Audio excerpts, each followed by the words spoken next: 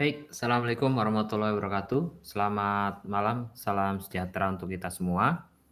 Eh, Pada pertemuan kali ini, pertemuan ke-6, kita akan melanjutkan pembahasan mengenai Fundamental of Information System, di mana kita sudah membahas beberapa hal. Di pekan pertama kita sudah membahas tentang pengenalan tentang sistem informasi dan organisasi. Kemudian yang di pekan kedua kita membahas tentang konsep teknologi informasi yaitu hardware. Pekan ketiga tentang konsep teknologi informasi software. Di pekan keempat kita bahas tentang database system. Pekan kelima kita bahas tentang big data. Dan untuk saat ini kita akan bahas untuk network atau jaringan. Ini perlu diberikan kepada Anda jurusan sistem informasi karena kita sama-sama ketahui ya di awal bahwa salah satu tugas dari SI adalah penjembatannya antara bisnis dengan teknologi informasi. Dan di beberapa hal terkait dengan misalkan enterprise arsitektur, itu ada salah satu arsitektur namanya adalah teknologi arsitektur. Nah, network adalah salah satu yang perlu untuk diketahui kaitannya dengan apa kemudian yang bisa menjadikan sebuah komputer itu terhubung satu sama lain. Apalagi dewasa ini kita ketahui bahwa hampir komunikasi data di dunia itu sudah menggunakan eee, jaringan, berkolaborasi dan lain sebagainya. Hampir sedikit ditemui komputer-komputer yang sifatnya masih standalone atau berdiri sendiri. Kalau mungkin Anda melihat ada beberapa komputer misalkan seperti laptop yang sedang eee, bekerja misalkan ya, ada orang yang sedang operate untuk bekerja, tidak kemudian itu disebut sebagai standalone, karena bisa jadi misalkan komputer tersebut terkoneksi ke internet. Artinya, komputer tersebut terkoneksi ke jaringan atau ke network. Nah, akan kita bahas di pertemuan kali ini terkait dengan hal tersebut. Baik, langsung saja kita akan membahas tentang dasar-dasar dari network ya. Jadi network atau jaringan komputer adalah media maupun perangkat ataupun software ya yang mengkoneksikan 2 atau lebih komputer sistem atau device ya. 2 atau lebih ya.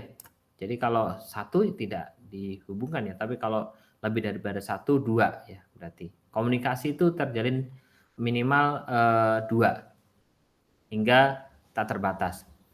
Kemudian kita bicara tentang media komunikasi ya. Jadi kalau bicara tentang media komunikasi adalah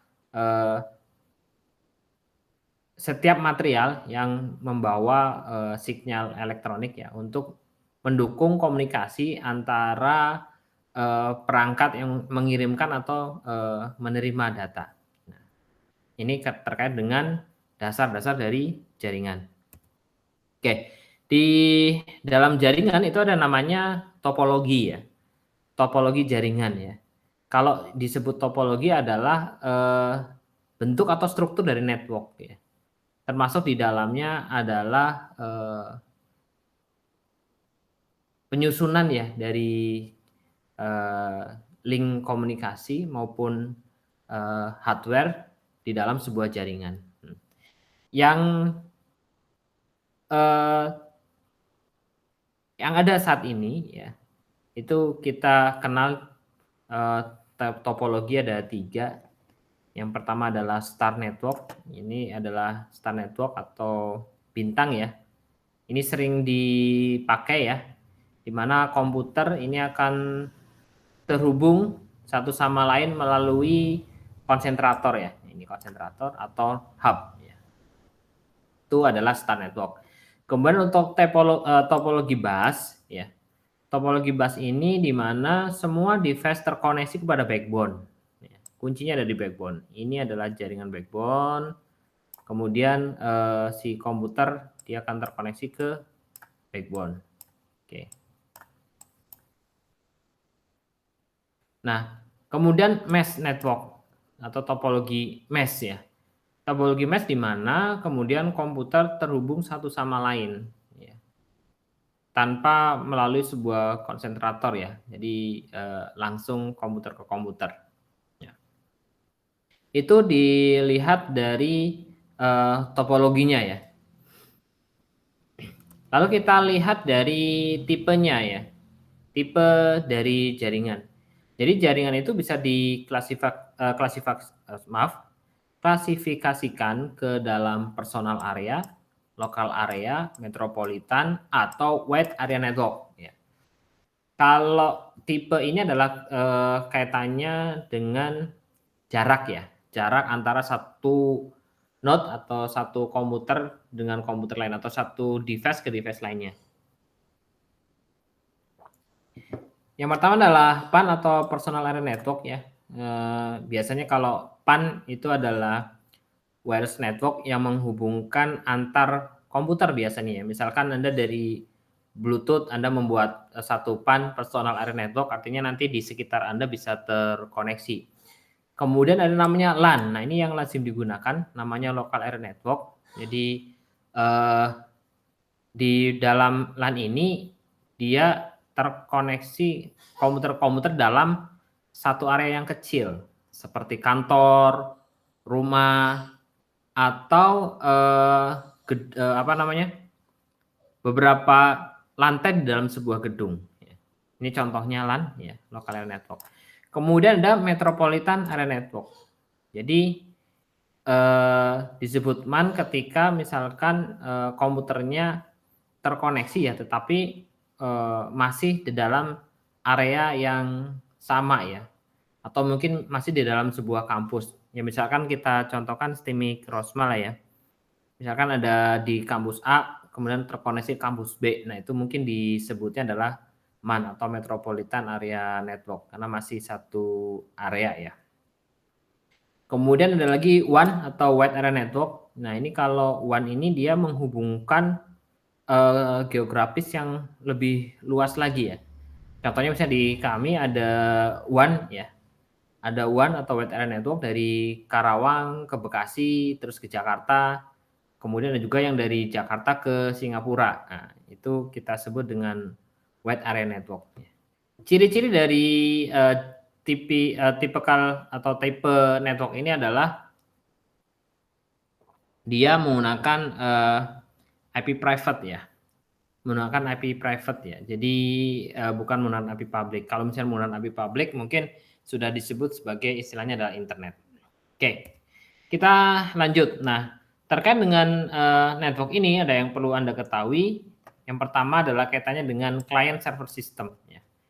Client server arsitektur itu adalah kemudian di mana ada satu komputer itu sebagai client, kemudian sebagai server dan banyak komputer sebagai client. Kurang lebihnya adalah gini, simpelnya ketika server adalah komputer yang melayani, memberikan pelayanan. Klien adalah komputer yang minta dilayani, ya, menginginkan pelayanan. Nah, kurang lebih seperti itu. Contohnya database server misalkan, printing server, artinya kita punya satu server, ketika kita mau ngeprint, kita arahkan ke server tersebut, kemudian server yang akan mendistribusikan dokumen kita ke printer yang dituju. Oke. Berikutnya adalah channel bandwidth. Channel bandwidth adalah lebar jalur data ya, dan kalau misal kita bicara tentang lebar jalur datanya, ya, itu kecepatannya ya diukur dari bits per second. Mungkin Anda pernah dengar ya istilah misalkan dapatkan internet kecepatan 10 Mbps misalkan atau 20 Mbps, itu namanya adalah channel bandwidth ya. Ya. Nah, semakin besar berarti semakin baik ya, kecepatannya semakin baik. Karena lebar jalur datanya semakin baik. Jadi contoh ya misalkan IndiHome ya, saya di rumah pakai 20 Mbps ya. Nanti ketika misalnya kita mau upgrade ke 30 Mbps atau yang lebih cepat ya, bahasanya mungkin lebih cepat, maka kita akan terkena biaya yang lebih mahal. Karena memang seperti itu. Oke. Kemudian ada broadband communication. Kalau untuk broadband communication adalah internet akses kecepatan tinggi ya. Yang kalau dibandingkan dengan tradisional dial-up akses ya, kalau misalnya menggunakan modem misalkan, untuk yang broadband communication ini dia lebih cepat. Oke. Lanjut terkait dengan media komunikasi ya. Kalau tadi kita sudah bicarakan tentang topologinya, kemudian apa namanya? Mohon maaf. Jenis-jenis network seperti apa, kemudian client server itu apa. Nah, sekarang kita bicarakan tentang medianya apa sih, seperti apa sih. Kurang lebih dibagi menjadi dua. Yang satu namanya guided transmission media types atau tipe media transmisi guided ya. Dan yang satu lagi adalah wireless ya. Kalau yang guided itu dibagi menjadi beberapa ya, yang sering dipakai. Pertama namanya adalah twisted pair, kedua adalah koaksial, yang ketiga adalah fiber optic. Ya. Oke. Saya langsung saja. Ini kurang lebih gambarnya ya. Ini tipe kabel UTP, unshielded twisted pair ya. Karena tidak ada shieldednya. Twisted artinya diulir, ya. Pair itu berpasangan. Jadi unshielded twisted pair ya. Twisted pair wire ya. Atau terkenal dalam UTP. Ini biasa digunakan untuk jaringan komputer misalkan dari hub ke router atau switch ke router, atau dari komputer ke komputer ke hub misalkan, atau dari komputer ke komputer pun bisa ketika misalkan ada port namanya RJ45. Oke. Ini adalah gambar koaksial. Kalau misalkan Anda jarang melihatnya, mungkin kalau misalkan Anda pernah lihat antena ya, kabel antena strukturnya seperti ini karena kabel antena adalah koaksial. Satu lagi adalah fiber optik ya. Kabel fiber optik kalau yang sekarang, kalau misalkan Anda menggunakan IndiHome atau menggunakan Biznet, itu koneksinya sekarang sudah menggunakan fiber optik. Karena memang disebut fiber optik karena memang medianya ini itu dari fiber atau dari kaca. Jadi sinyal itu dilewatkan ya berupa bentuk cahaya ke dalam fiber ya, ke dalam kaca tersebut ya. Ada yang single mode, ada yang multi mode. Kalau nanti untuk detailnya mungkin akan dipelajari di mata kuliah yang lain ya. Nah, saya kurang tahu SI dapat mata kuliah jaringan komputer atau tidak. Oke. Selanjutnya, media komunikasi secara wireless ya, atau tanpa kabel atau nirkabel. Nah, ini ada beberapa yang perlu diketahui oleh Anda ya. Ini ada beberapa jenis contohnya misalkan. Nah, kita pertama bicarakan tentang wireless communication ya. Wireless communication adalah transfer informasi antara dua atau lebih titik ya, di mana tidak terkoneksi dengan konduktor elektrik ya. Tidak menggunakan yang tadi ya, kabel UTP-K, koaksial-K, atau fiber optik ya. Jadi menggunakan udara ya. Oke, lanjut. Ini ada gambarnya, ini gambar frekuensi ya. Gambar frekuensi. Frekuensi itu dibagi jadi tiga dalam buku ini ya, dari mulai yang microwave, kemudian radio TV, ada long wave, sama shortwave ya. Ini shortwave.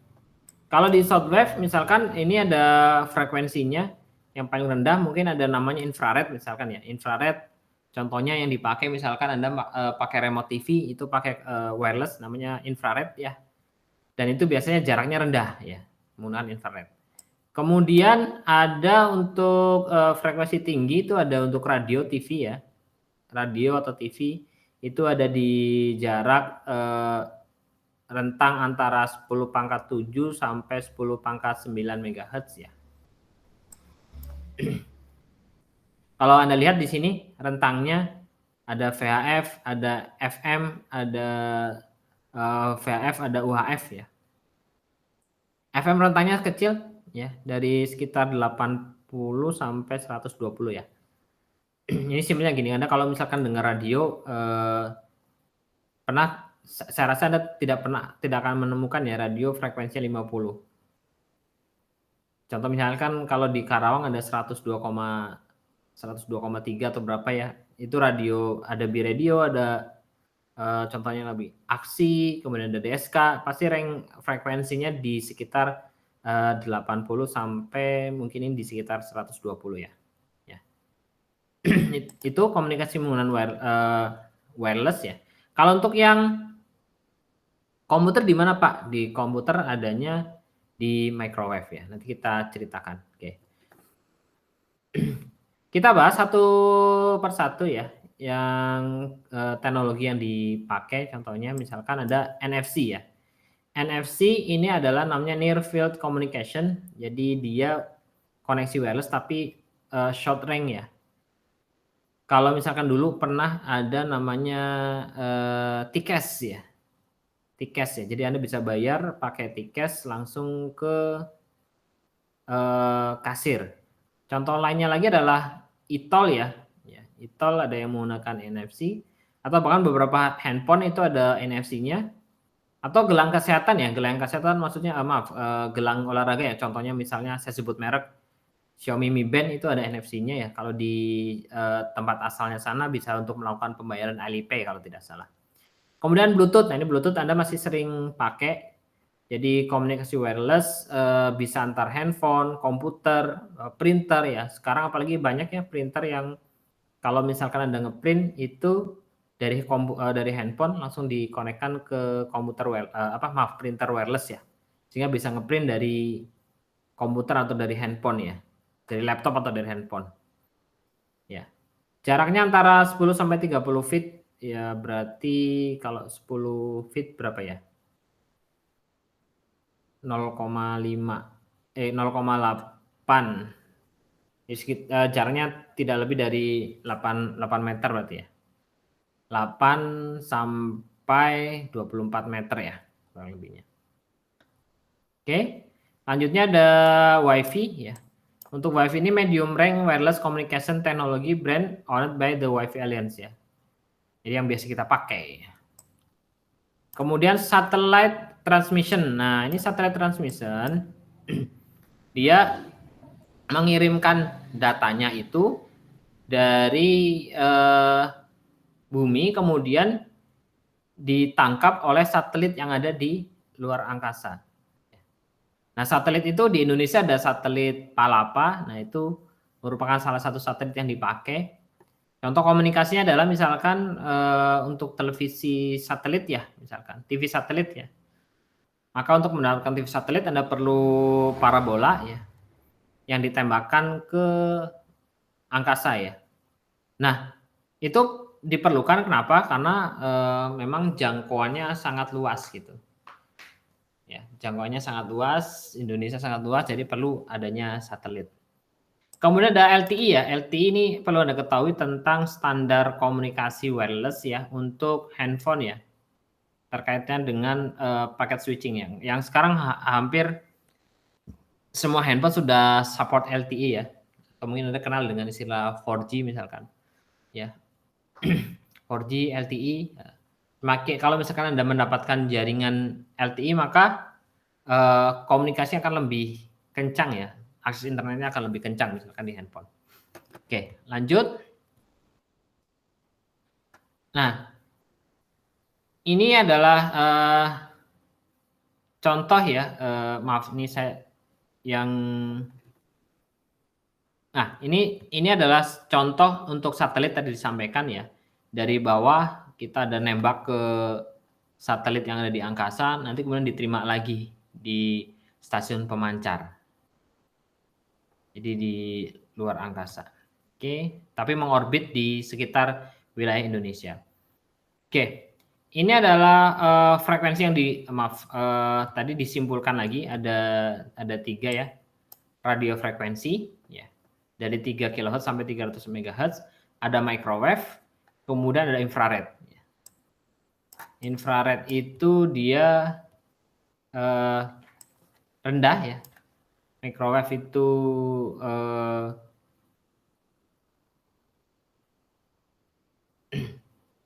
dari 300 MHz sampai dengan 320 GHz ya, karena berarti tinggi ya untuk radio 3 sampai 300 MHz ya.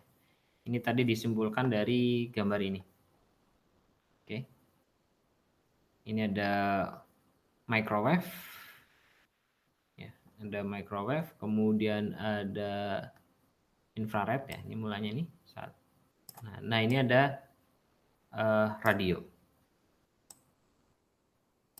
Oke. Lanjut. Nah, untuk komunikasi wireless itu kita kenal dengan istilah protokol ya. Ada protokol itu adalah aturan-aturan yang perlu disepakati ya. Kalau protokolnya misalkan network itu ada salah satunya OSI, TCP/IP. Di OSI layer ada 7 OSI layer dari mulai physical, data link, network, transport, session, presentation application ada 7. Nah, kalau untuk di wireless ini ada beberapa protokol ya. Protokol ini terkait dengan maksimum data rate per data stream ya. Jadi kecepatannya berbeda-beda ya. Kodenya adalah 802.11a, 11b, 11g, N, kemudian AC. Jadi kalau misalnya Anda beli komputer ya, Anda lihat spesifikasi wirelessnya seperti apa. Oh, ternyata dia support BGN ya minimal. BGN misalkan. Nah, Anda akan connect ke sebuah device ya. Walaupun Anda sudah support yang BGN, yang N itu 300 Mbps, tapi kalau device yang baru support B dan G, maka Anda tidak bisa mendapatkan kecepatan maksimal 300 Mbps. Kurang lebih seperti itu. Oke, lanjut. Kita bicara tentang hardware-nya ya, hardware di dalam jaringan. Ini ada beberapa jenis ya, yang perlu Anda ketahui. Ada modem ya. Ada modem, ini sekarang masih ada modem ketika misalkan Anda punya koneksi ke IndiHome, maka Anda akan mendapatkan modem ya, sekaligus berfungsi sebagai access point ya. Kemudian fax modem, kalau fax modem ini kaitannya untuk apa ya? Modem untuk faksimili ya. Fotokopi jarak jauh lah kurang lebih ceritanya. Ada multiplexer, kemudian ada PBX atau Private Brand Exchange. Ini adalah perlengkapan untuk komunikasi telepon ya. Jadi bisa satu line telepon ya, atau 3 line telepon bisa dipakai ya, ingoing sama outgoingnya oleh jaringan telepon di tempat kita. Jadi nanti juga ada yang internal, misalkan gini, ada nomor telepon extension. Kita punya di Rosma ada 3 bagian misalkan. Bagian keuangan, bagian UPT, bagian kemahasiswaan, misalkan ada 3, nanti masing-masing 3 itu dapat nomor extension ya. Tapi ketika kita mau menelpon ke Rosma cukup 1 nomor, kemudian nanti diarahkan ke extension tersebut. Ya. Itu sebagai contoh ya, tapi sayangnya di Rosma belum ada extension seperti itu. Ada switch, ya ini konsentrator sama, ada bridge, ada router, ya, ada gateway. Yang akan lazim Anda temui sebenarnya di lingkungan kerja itu ada switch dan ada router. Ini perangkat wajib untuk jaringan. Oke. Baik, kita kemudian akan bicara tentang software komunikasi ya.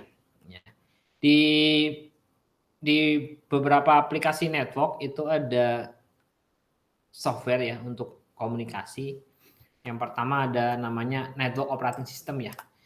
Ini adalah aplikasi atau software yang untuk berkomunikasi ya, untuk yang network, untuk servernya gitu. Contoh misalkan Anda ada dari distro Linux ya, ada Red Hat. Kemudian di Windows juga punya Windows Server ya, misalkan. Itu merupakan salah satu network operating system. Kemudian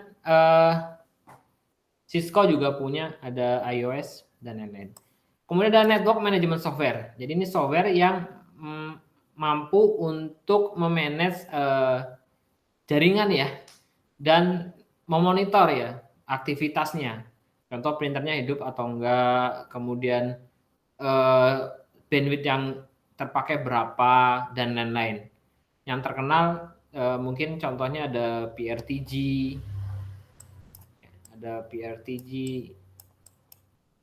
PRTG ya. ada manage engine, terus yang gratis juga ada, tapi saya lupa lagi namanya. Lanjutnya ada mobile device management ya. Mobile device management ini adalah aplikasi yang digunakan untuk memanage device berupa mobile device ya secara remote ya. Contohnya telepon, kemudian ada ya ini paling utama tujuannya adalah untuk mengontrol telepon ya, telepon genggam ya, yang diberikan sebagai layanan untuk karyawan, tapi perusahaan ingin menjaganya, melihatnya. Biasanya ada operating sistemnya, bisa Android ataupun iOS. Nanti di software ini dia akan memonitor ya, misalkan terjadi kehilangan atau misalkan kita ingin agar device tersebut itu yang bisa diinstal hanya aplikasi tertentu. Terus kemudian kita bisa melakukan blocking terhadap kamera kah, atau kemudian aplikasi-aplikasi yang tidak diizinkan kah, itu melalui MDM. Lalu ada software defined networking ya, SDN. Ini adalah aplikasi yang memungkinkan seorang network administrator itu untuk melakukan pemrograman ke dalam sebuah jaringan ya, melalui controller tanpa melalui physical access ya, tanpa melalui langsung datang melihat ya, tapi cukup dengan controller kemudian dia melakukan konfigurasi terhadap jaringan. Oke, itu adalah dasar-dasar dari jaringan. Kemudian kita akan lanjutkan ke implementasinya dan juga kaitannya dengan jaringan yang lebih luas lagi, yaitu namanya adalah internet ya. Nah, internet itu dari tahun ke tahun itu penggunanya itu meningkat ya, sangat meningkat. Dari mungkin yang tahun 9, jadi mulai populer dari sekitar tahun 94, kemudian mengalami lonjakan ya, di tahun 2006 sampai sekarang kita sudah stabil di 2019 ya. Mungkin belum ada peningkatan lagi. Itu sudah angkanya yang terkonek ke internet itu ada 1 miliar lebih. Sehingga ini merupakan pasar yang sangat bagus dan sangat populer saat ini ya. Saya rasa dari kita semua tidak ada yang terutama mahasiswa Rosma ya, yang tidak terkoneksi ke internet ya. Apalagi saat ini di masa pandemi, kita diharuskan ya untuk dekat dengan teknologi yang namanya internet ya. Mulai dari Anda akses ke e-learning, kemudian Anda melakukan web conference dengan saya, melakukan kuliah, mengakses YouTube, ya, membuat tugas dan lain-lain. Oke, di dalam internet ada beberapa hal yang perlu diterangkan. Yang pertama adalah kaitannya bagaimana kemudian internet itu bekerja. Bagaimana itu internet bekerja. Di dalam jaringan internet, beberapa yang perlu Anda ketahui. Pertama namanya adalah IP atau Internet Protocol. Ya. Ini erat kaitannya dengan IP address ya, atau alamat IP. Nah, IP itu adalah protokol standar ya, yang memungkinkan agar komputer itu bisa berkomunikasi walaupun beda jaringan, beda segmentasi ya. Jadi komunikasi dari satu jaringan ke jaringan yang lain sesuai yang dibutuhkan. Oke. Selanjutnya ada internet backbone. Jadi internet backbone ini ada salah satu jaringan internet ya. High speed, jaraknya jauh untuk kaitannya dengan komunikasi. Di Indonesia sendiri ada beberapa backbone ya. Ada yang melalui jalur satelit, berarti melalui VSAT ya. Ada juga yang melalui jalur laut ya. Jalur laut itu kita punya fiber optik dari Indonesia ke Singapura ya. Kalau tidak salah ke Singapura. Ada juga jalur serat optik yang bawah tanah, tapi dia ikut di jalur pipa gasnya PT Gas ya. Itu kalau nggak salah providernya namanya Gasnet ya. Oke. Kemudian ada URL. URL adalah Uniform Resource Locator. Jadi URL ini dia adalah sebuah alamat yang secara spesifik dan di internet tidak boleh lebih daripada satu ya. Yang dia akan memapping IP address ya, alamat IP itu agar kemudian host bisa berkomunikasi dengan server. Contoh misalkan di sini kita punya satu host ya, host komputer satu. Ini kita alamatnya misalnya berapa? Yang IP public, mohon maaf saya kurang begitu hafal IP public ya. 888 misalkan. Ini IP publicnya Google misalkan. Dari sini kita akan mengaksesnya adalah google.com. Nah ini kemudian akan bahwa google.com adalah URL-nya dari si alamat IP 8.8.8.8. Itu misalnya seperti itu. Ya. Oke, lanjut. Ya. Nah, untuk saat ini adalah salah satu ini data di tahun 2015 ya, bahwa di internet itu ada namanya domain. Domain itu untuk menunjukkan bahwa sebuah situs itu kemudian dikelompokkan ya berdasarkan afiliasinya masing-masing. Ada bis, ada com, ada edu, ada gov, ada net, ada org ya. Ini biasanya kalau bis belakangnya bis dot titik atau titik bis biasanya kaitannya dengan bisnis. Kemudian ada .com berarti itu kaitannya dengan kegiatan non-profit kah, kemudian ada sekolahan atau private individual. Tapi sekarang ada kalau untuk yang school ya populer dengan .ac ya atau academy.ac.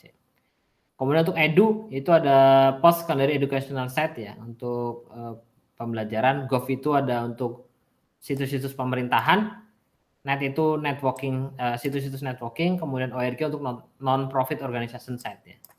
Jadi contohnya gini, ini tidak lazim misalkan Anda membuat sebuah situs belakangnya adalah .org misalkan, tapi Anda dipakai untuk jualan. Nah, itu biasanya tidak lazim gitu, tidak pakemnya gitu menggunakan hal tersebut. Oh ya, tadi saya sebutkan .or.id itu menunjukkan bahwa domain tersebut adalah domain yang ada di Indonesia, ya, sesuai dengan negaranya. Jadi misalkan kalau com berarti adaptasinya ke Indonesia adalah .co.id. .co.id. Kemudian kalau bis.id misalkan bis.id. Kemudian edu, nah edu saya belum menemukan seperti apa ya. Kalau gov biasanya bukan gov.id tapi .go.id. .net kalau net tetap net biasanya .net.id. Kalau org biasanya .or.id gitu. Jadi bukan .org.id. Jadi perlu pembiasaan ya. Nah, untuk saat ini yang di dunia paling banyak memang yang domainnya adalah com ya. Hampir seperlimanya ya. Hampir seperlimanya ya. Kalau dijumlahkan seluruh domain itu sebetulnya masih tetap tinggi yang com. Karena banyak yang menggunakan domain.com. Kalau Rosma berarti rosma.ac.id ya. Aceh berarti akademi, biasanya untuk kampus-kampus ya. Contoh yang lain UBP atau Universitas Singapura Bahasa Karawang juga belakangnya pasti .ac.id. Oke, lanjut. Nah, dalam mengakses internet kita kenal dengan istilah namanya Internet Service Provider atau ISP ya. Dia penyedia layanan internet. Kalau misalkan Anda tahu ada beberapa di Indonesia ya. Kalau untuk rumahan, internet rumahan itu ada Biznet, ada IndiHome, ada kemudian apa? Next Media kah? Atau dan lain-lain. Banyak banyak sekali ya, ISP ya. Nah, untuk internet itu bisa diakses melalui jaringan, melalui LAN server misalkan, atau melalui ini jaringan, melalui PC atau komputer pribadi ya sifatnya ya, atau melalui, apa namanya, cellphone ya, melalui cellphone. Atau ini kalau ini via high speed, service ya mungkin hampir sama ya, cuman istilahnya adalah personal. Kalau yang lewat LAN, ya contohnya misalkan gini, Anda lihat di lab-nya Rosma ya. Di lab-nya Rosma itu ada beberapa komputer yang terkoneksi ke LAN Rosma, baru kemudian punya router atau gateway. Di internal tersebut dia akan dikoneksikan ke router atau gateway-nya ISP, Internet Service Provider, kemudian ISP ini akan mengkoneksikan ke dalam jaringan dunia, jaringan global yang namanya internet. Bagaimana dengan cellphone? Cellphone sama, cellphone menuju ke BTS ya. Kemudian dari BTS yang tersebut akan ditransmisikan ya ke jaringan internet juga. Ya. Jadi internet itu bisa diakses saat ini dari manapun dan dari kapanpun, selama jaringannya tersedia. Ya.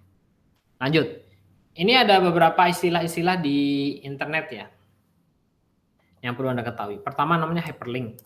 Hyperlink adalah sebuah teks ya yang ada di web, sebuah web yang ketika diklik akan diarahkan ke beberapa ke web tertentu atau halaman tertentu. Biasanya itu ditandai dengan warna biru ya biasanya. Itu ada hyperlink. Kemudian ada web browser. Web browser adalah aplikasi untuk membuka internet. Anda pasti sudah terbiasa ada Chrome, ada Edge, ada Firefox. Tergantung Anda senangnya di mana ya, menggunakan apa maksudnya. Contoh misalkan, oh saya senang dengan Chrome karena itu bawaannya Google, biasanya saya tersinkronis dengan akunnya Google, kemudian nanti jadi setiap kali saya buka Chrome mau di handphone, mau di laptop, atau mau di tablet, itu historinya tetap sama dan saya bisa ambil misalkan apa-apa yang sudah jadi bookmark atau kita tandai misalkan. Tidak hanya Chrome saja sih sebetulnya, contohnya Firefox juga sudah ada dan hampir semua sudah ada. HTML atau Hypertext Markup Language ini adalah standar untuk halaman web ya. Kemudian ada tag. Kalau tag ini adalah untuk formatting ketika kita membuat sebuah halaman website. Kemudian ada XML. Ini markup language untuk transport dan store data di dalam web. Kemudian ada CSS. Kalau CSS adalah Cascading Style Sheet, itu adalah untuk secara visualnya ya.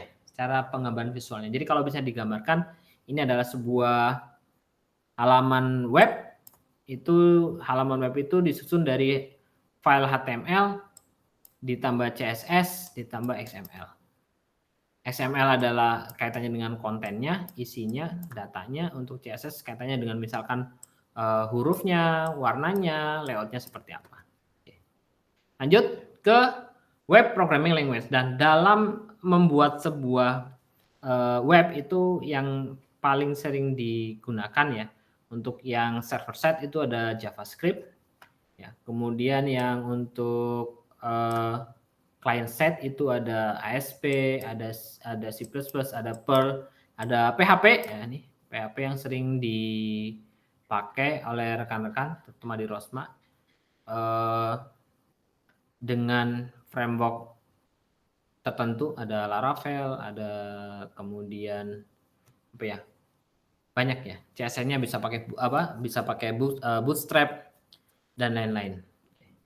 Lanjut, membangun web content dan aplikasi ya. Jadi untuk membangun web content dan aplikasi itu ada beberapa aplikasi yang biasa dipakai ya. Contohnya misalnya adalah Dreamweaver, RapidWeaver, ada Enview ya. Kalau di Rosma mungkin akan diajarkan dengan yang menggunakan Dreamweaver ya.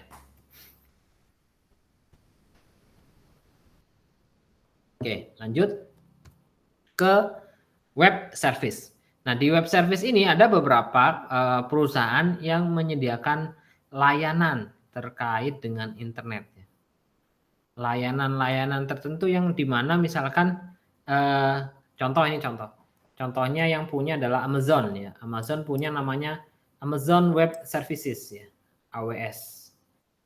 Jadi si Amazon ini bisa disewakan ya, disewakan. Contoh situs yang menggunakan web service Amazon adalah Airbnb misalkan. Airbnb dia pakai web service-nya Amazon ya untuk melayani berbagai macam kebutuhan terkait dengan perjalanan ya. Bayangkan ya space-nya berapa ya. Dia melayani dari lebih dari 34.000 kota di 190 negara. Oleh karenanya itu kemudian dia menyewa di Amazon ya, AWS, Amazon Web Services. Ya. Supaya bisa yang mengelola adalah si Amazonnya sendiri, Airbnb-nya cukup mengelola di sisi pemasaran, kemudian dan urusan untuk web application-nya atau web service-nya diserahkan kepada Amazon. Oke. Lanjut. Nah, di internet dan web application ini ada beberapa yang perlu diketahui. Ada web 2.0, kemudian ada ya. Kalau web 2.0 saya jelaskan dulu adalah platform computing yang mendukung aplikasi software dan sharing informasi antar user. Kemudian untuk search engine ini adalah aplikasi ya, sebuah web atau web application ya, yang bisa digunakan untuk melakukan pencarian informasi ya. Yang terkenal di awal-awal ada Alta Vista ya. Terus ada lagi yang sekarang yang pasti sering Anda pakai Google, sudah pasti. Sebelum Google populer sekali ada Yahoo sebetulnya. Dan lain-lain, tapi sekarang saya rasa yang paling nomor satunya ada di Google. Microsoft sebetulnya punya namanya Bing ya, tapi tidak begitu sepopuler Google maupun Yahoo sebetulnya. Lalu ada istilah search engine optimization ya. Search engine optimization adalah bagaimana kita melakukan optimasi agar website yang kita punya itu muncul ya, muncul di search engine seperti di Google dan sebagainya. Jadi contoh misalkan saya melakukan optimasi search engine di halaman situs www.bristol.com misalnya.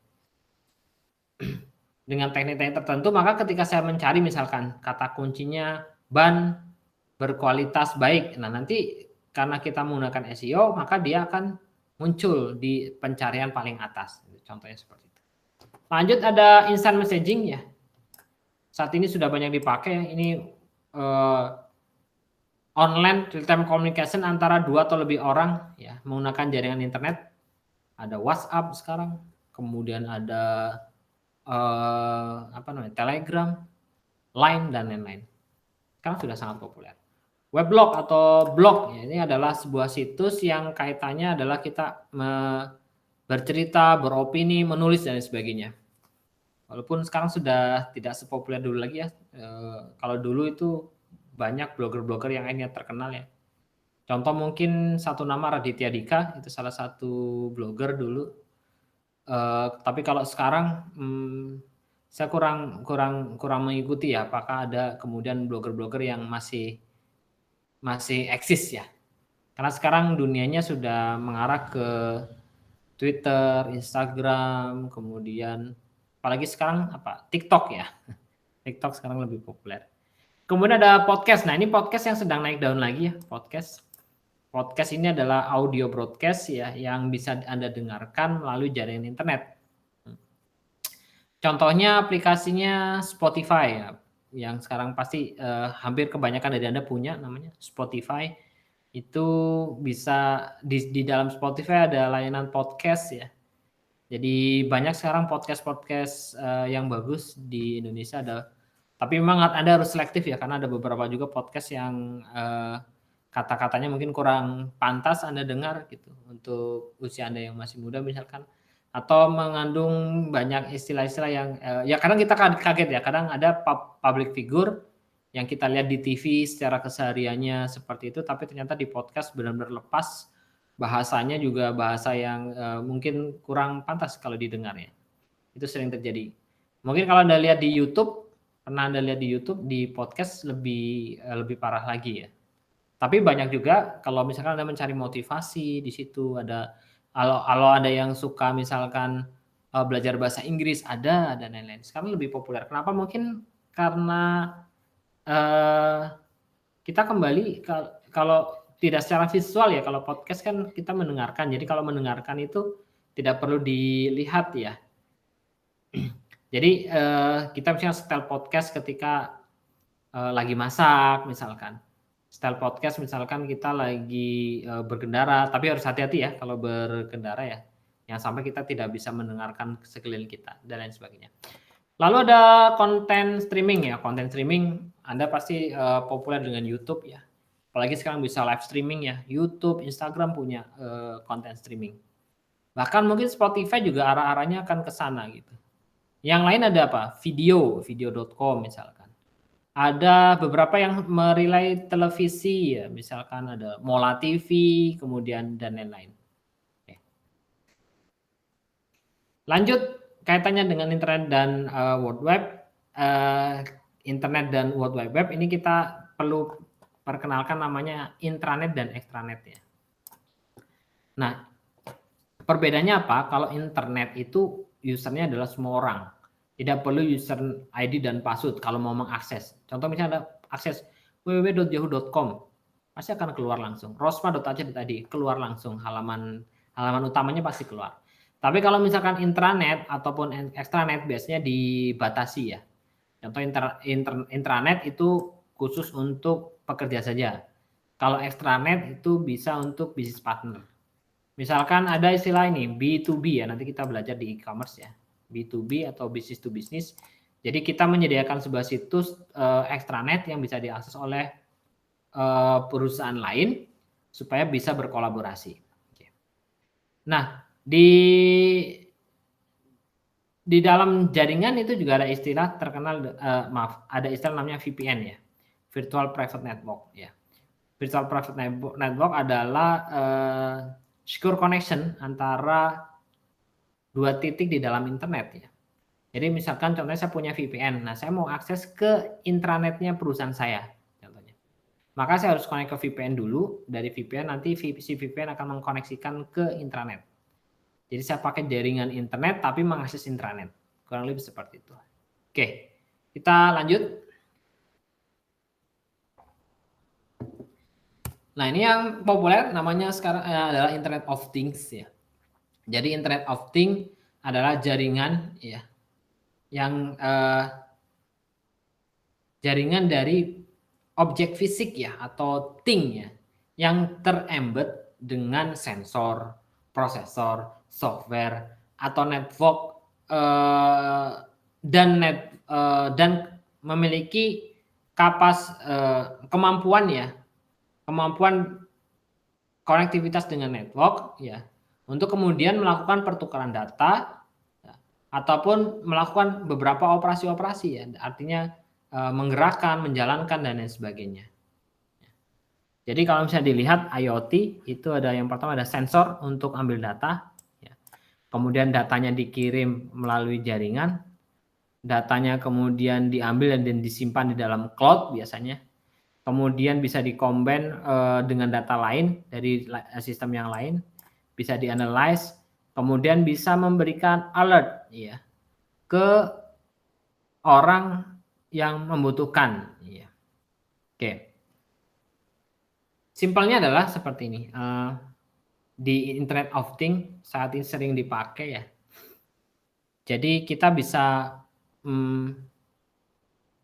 melakukan kontrol, monitoring dan lain sebagainya melalui jaringan internet, ya, kontrol jarak jauh. Nah, apa saja yang bisa dilakukan? Ada banyak, contohnya misalkan di asset monitoring ya.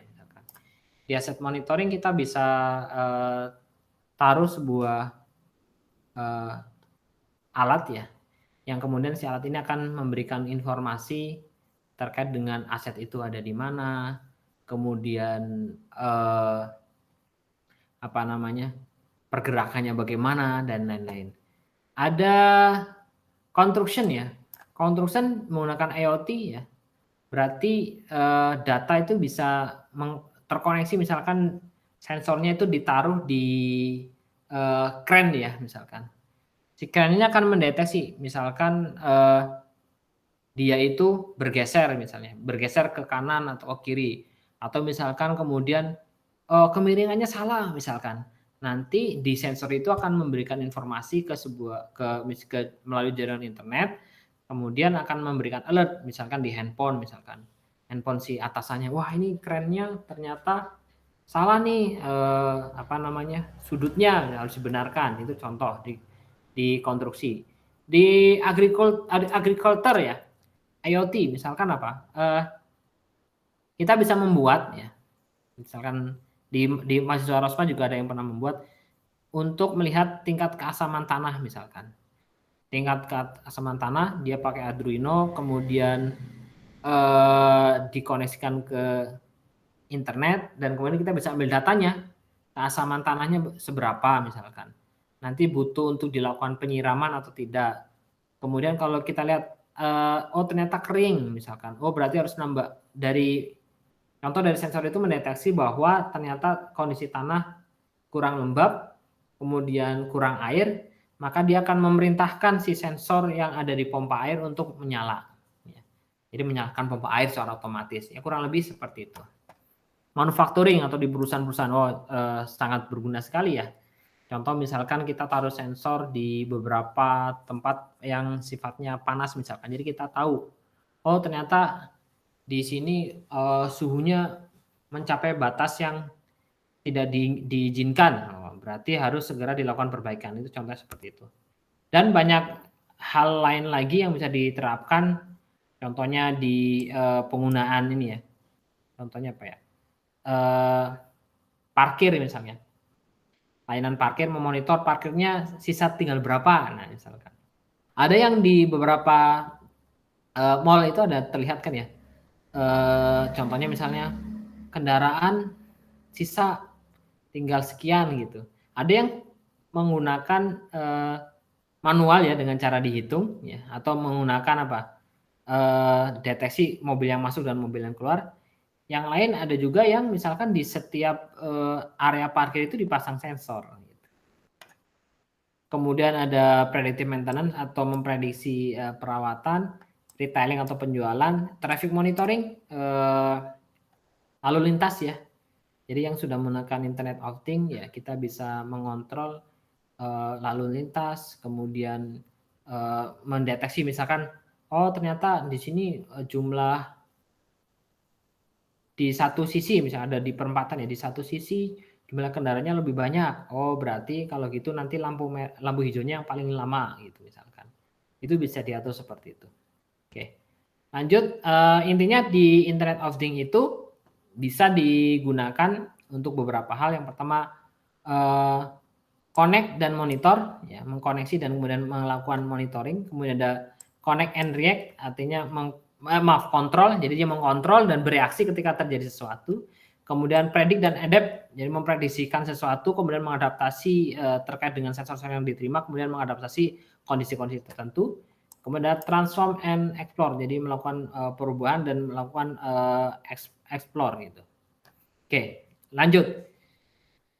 Kemudian di network ya, di jaringan ini selain Internet of Things ada namanya yang sekarang populer namanya adalah cloud computing ya. Jadi cloud computing istilahnya adalah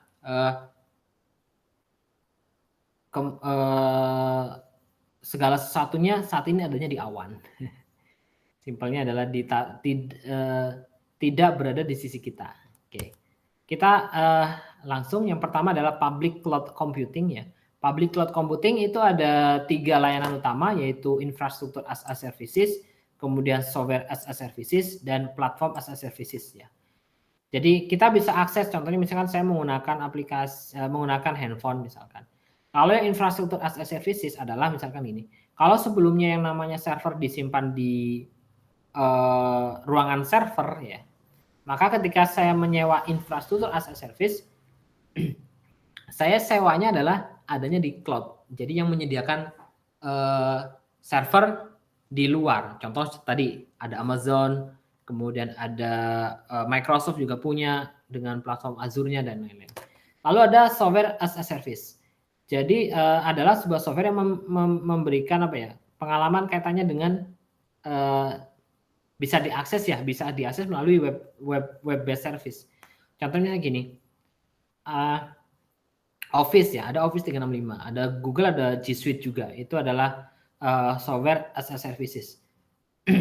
Ya. Jadi ketika misalkan kita membuka dokumen, kita tidak perlu install aplikasi di komputer, tapi kita cukup akses ke internet, kemudian nanti di sana kita bisa mendapatkan aplikasi Office ya. Dijalankan melalui web browser. Itu salah satu contohnya. Kemudian ada platform as a services ya. Ya, kalau platform as a services biasanya adalah kaitannya dengan platform computing. Ya. Biasanya kaitannya dengan kegunaannya adalah untuk mengoperasikan sistem eksekusi bahasa pemrograman, kemudian layanan database, dan juga web server misalkan. Itu namanya platform as a service. Bedanya apa dengan infrastruktur? Agak tipis-tipis ya. Kalau infrastruktur seolah-olah punya server ya, misalkan seolah-olah punya server fisik kita dikasih. Tapi kalau misalkan yang platform as a service, contohnya misalkan kita saya punya database misalkan. Database-nya tapi saya taruh di platformnya Azure ya, di SQL ya. Tapi saya butuhnya database-nya saja. Saya tidak butuh servernya. Itu namanya platform as a services. Oke. Lanjut di istilah cloud computing yang lain ada private cloud computing. Kalau bedanya adalah kalau public tadi bisa diakses dari manapun, kalau yang private cloud computing artinya kita mengimplementasi tapi hanya di satu area saja atau single tenant ya. Ini biasanya pertimbangannya karena ingin datanya itu lebih secure. Kemudian ada namanya hybrid cloud computing. Jadi perpaduan antara private cloud dengan public cloud. Data-data yang tidak terlalu sensitif ada di private cloud, yang tidak terlalu sensitif ada di public cloud, tapi kalau yang sangat sensitif ditaruh di private cloud. Automatic computing adalah kemampuan dari sistem-sistem IT untuk memanage sistem-sistemnya sendiri dan beradaptasi untuk merubah di lingkungan computing, terus kemudian kaitannya dengan aturan-aturan bisnisnya dan kaitannya dengan tujuan-tujuan dari operasi dan lain sebagainya. Itu adalah automatic computing. Ya, kurang lebih itu yang bisa saya sampaikan pada pertemuan kita pada malam hari ini. Karena sesi pada malam hari ini adalah sesi yang tidak ada mahasiswanya, jadi kita cukupkan dan nanti misalkan ada pertanyaan, ini akan saya upload di YouTube. Silakan Anda ajukan pertanyaan dan jangan lupa untuk komen tanda Anda sudah melihat mata kuliah kita pada malam hari ini. Terima kasih. Billahi taufiq wal hidayah. Assalamualaikum warahmatullahi wabarakatuh. Selamat malam, salam sejahtera.